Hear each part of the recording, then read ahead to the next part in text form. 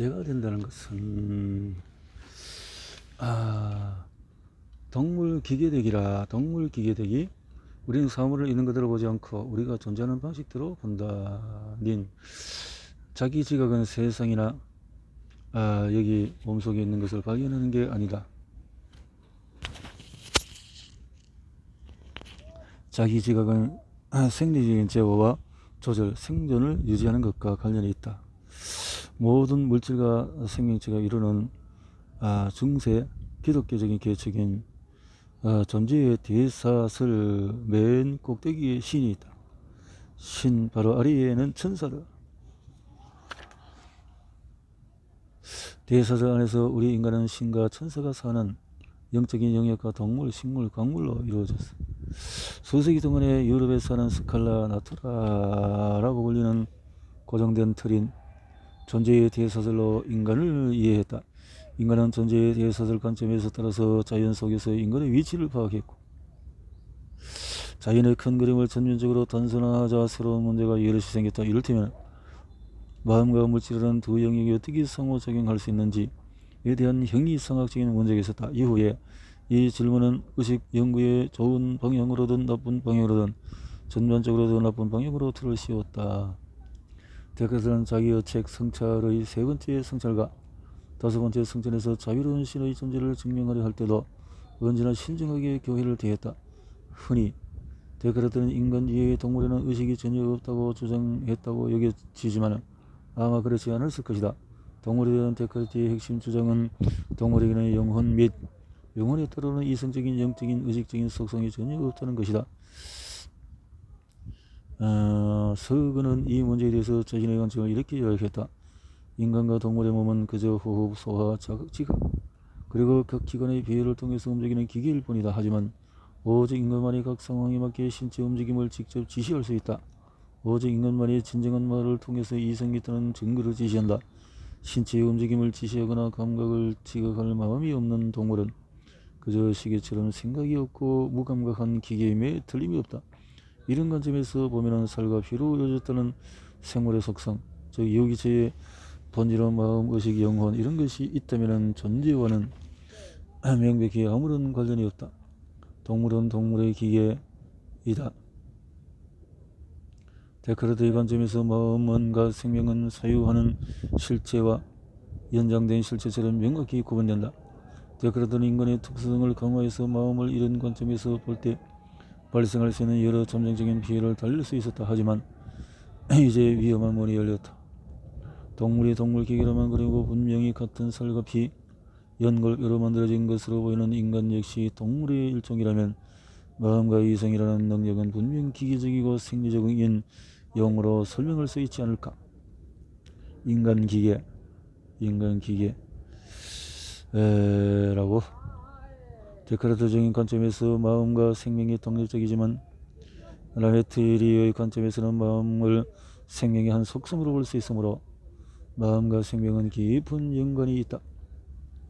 마음과 생명에 대한 논쟁에서 나는 라메트리의 견해에 공감하지만 마음이라는 일반적인 용어보다는 의식에 초점을 맞추려고 한다. 이렇게 하면 의식과 자기에 대한 나의 동물기계 이론의 핵심에 다가갈 수 있다. 우리 주변 세상과 그 안에 있는 우리 자신에 대한 의식적인 경험은 살아있는 신체와 함께 신체를 통해서 그리고 신체 때문에 일어난다. 과거의 기억과 미래에 대한 계획이 겹겹이 표현된 자 아래에는 개인적인 정체성이라는 분명한 감각에 앞서고 1인칭 관점이나 신체의 소유권에 대한 경험의 발상에도 선행하는 나 아래에는 자아의 더 깊은 층위가 있다. 이 깊은 층위를 정서와 기분부터 탐색해보자. 지각이라는 개념을 생각할 때 우리는 흔히 바깥 세상을 감지하는 다양한 방식, 외소형 감각이라고 한다. 반대로 신체 내부에서 들어오는 지각은 내소형 감각이라 한다. 내소형 감각기는 오래전부터 정서나 기분과 연관이 되었다. 1884년 윌리엄 제임스 칼 랑게는 각각 정서가 고대 철학자들이 말한 것처럼 영원하고 신성한 초자연적인 실체도 아니고 제임스 이론은 당시 강한 저항에 부딪혔다. 정서가 신체적인 반응을 일으켜 반대는 아니라는 평가이라는 특정 증상가 나타날 때 그 증상에 특화된 신체의 상태가 필요하지 않다고 주장하며 내가 가장 좋아하는 평가 이런 실험은 도널드 더튼과 아스 어런이 1914년 실시한 독창적인 연구다. 연구자들은 불안한 다리를 건너는 남성이 자신의 위태로운 상태에서 유발된 생리적인 흥분을 두려움이나 불안이 아닌 성적 끌림으로 오인할지 궁금해했다. 실제로 그런 일이 일어났다. 불안한 다리를 건너던 남성들은 튼튼한 다리를 건넌 남성보다도 여성 면담자에게 전화를 더 많이 걸었다.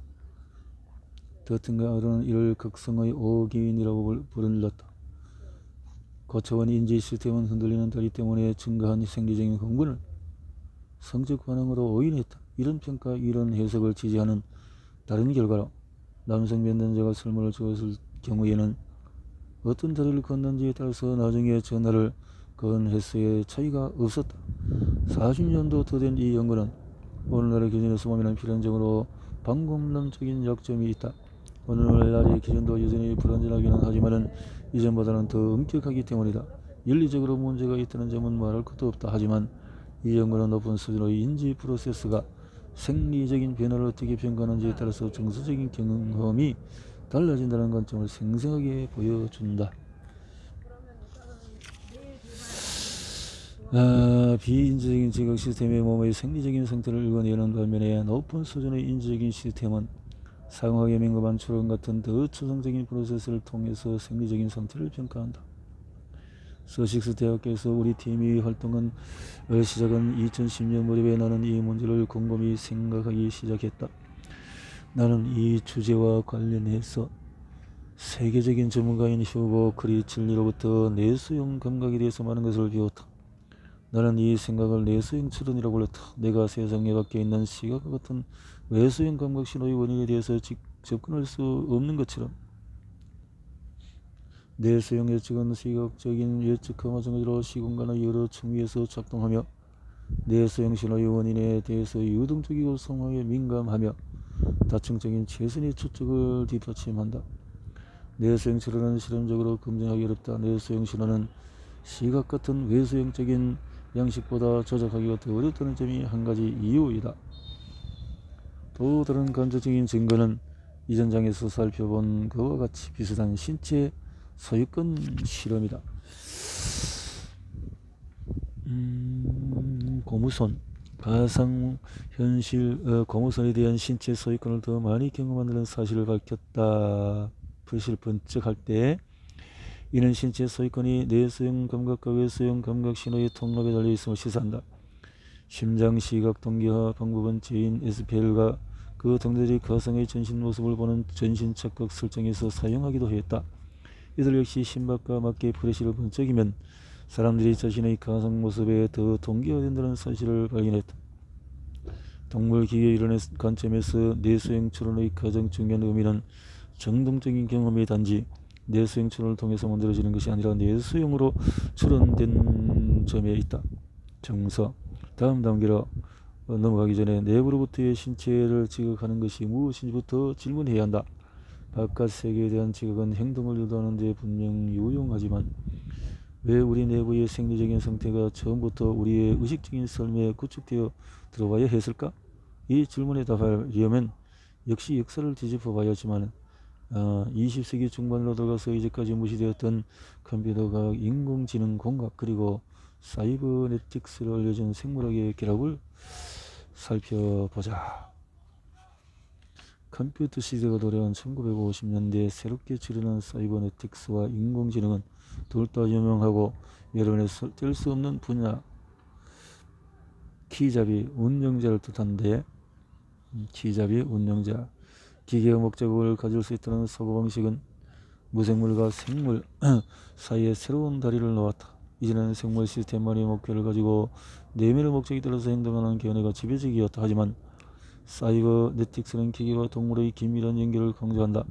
부분적으로 이런 점 때문에 사이버네틱스는 체스 컴퓨터처럼 달신자화되고 추상적인 오프라인 추론을 강조하는 AI 접근과는 구별이 된다. AI 접근법이 여러 기준에서 뉴스 헤드라인과 지금 지원 기관을 지배하는 사이에 사이버네틱스는 점점 시야 밖으로 밀려났다. 하지만 비교적 불명확한 상황에서도 사이버네틱스는 여러 기종은 통째를 전해 주었으며 그 중요성은 오늘날에야 알려졌다.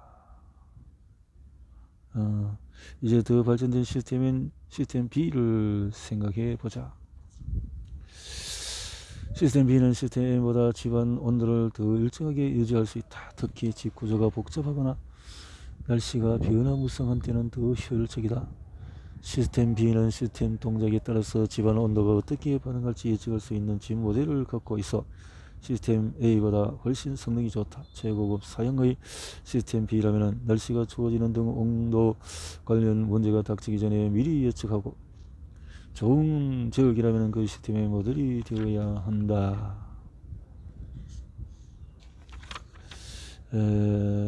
이렇게 제가 하는 정서와 기분 아래 자기의 가장 깊은 곳에는 그저 살아있는 유기체가 된다는 인지적으로 깊이 묻힌 불완전하며 설명하기 어려운 경험이 있다.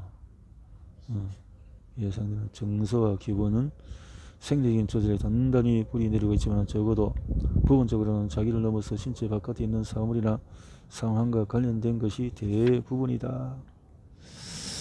자, 우리는 처음부터 끝까지 의식적인 동물 기계다.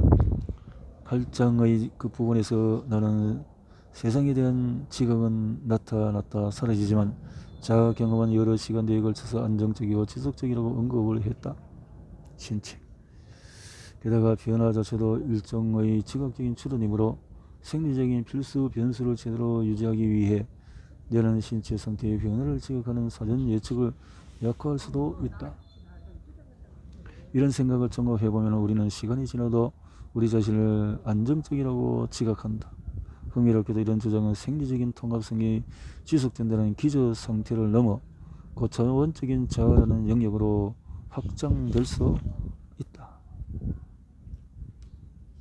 세상에 대한 우리의 지각이 때때로 실제로 존재한다는 현상성을 이룰 수도 있는 것처럼 자기도 마찬가지로 이런 현실감을 이룰 수가 있다. 1880년 프랑스 신경학자인 콜타르가 처음 설명한 희귀한 망상에서 찾아볼 수 있다. 콜타르가 설명한 망상 속에서는 체화된 자아가 너무 많이 사라져서 아예 존재하지 않거나 죽었다고 믿게 된다. 나는 동물기계의 이론을 펼치면서 생명의 의식이 필요하거나 살과 피, 내장 또는 생물학계인 뉴런에 무언가가 있어 이런 물질로 이루어진 생명체만의 의식적인 경험을 할 수 있다고 주장하지는 않았다. 이런 주장은 사실일 수도 아닐 수도 있다. 적어도 내가 주장한 어떤 말도 이런 주장을 강력하게 뒷받침하지는 않으며 그럴 의도도 없다. 의식의 물질적인 기초에 대해서 생각하려면 다시 한번 의식의 어려운 문제로 돌아가야 한다. 수세기 전 데카르트와 라메트리가 생명의 마음의 관계를 논할 때 문제가 된 것은 어려운 문제가 아니라 영혼의 유무였다. 그리고 어쩌면 놀랍게도 동물기계 이론에서도 이와 비슷한 영혼 이야기가 있다. 영혼은 형태없는 본질도 합리성을 짜낸 정신적인 정수도 아니다. 자아를 신체 및 지속적인 생명의 리듬과 긴밀하게 얽힌 것으로 보는 동물기계적인 관점에서 보면 우리는 마음과 물질을 이성과 비이성을 분리한 데카르트 이전으로 돌아가 계산적인 마음이라는 자만에서 해방이 된다. 이런 관점에서 우리는 영혼이라고 부르는 것은 마음과 생명 사이의 깊은 연속성에 대한 지각적인 표현이다. 우리는 인지하는 컴퓨터가 아니라 느끼는 기계이다. 느낀다.